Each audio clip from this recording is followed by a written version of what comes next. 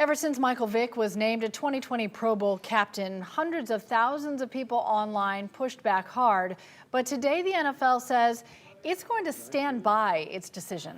The backlash began when Michael Vick was named an honorary captain of the Pro Bowl, and protesters asked the NFL to change its decision because of his history with dogfighting. 3 separate petitions have been circulating online. They have gathered a lot of momentum, together gathering more than 1.2 million signatures.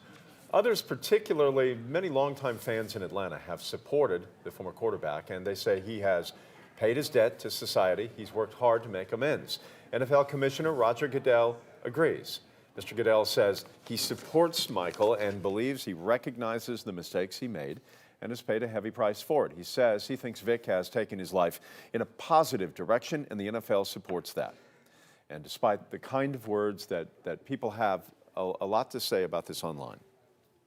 Jeff, a lot of people talking about this, and they have very strong opinions. Let's start with Ann, who says Vick is a disgrace to mankind. It's a shame he's in the public eye.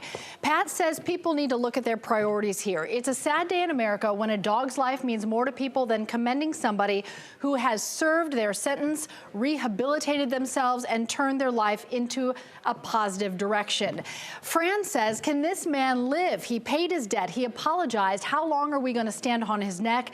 Is forgiveness not an option here? We'd love to know what you think about this story. Join the conversation on our 11 Live Facebook page. You can also find the full article on the As Seen on TV section of our 11 Live app.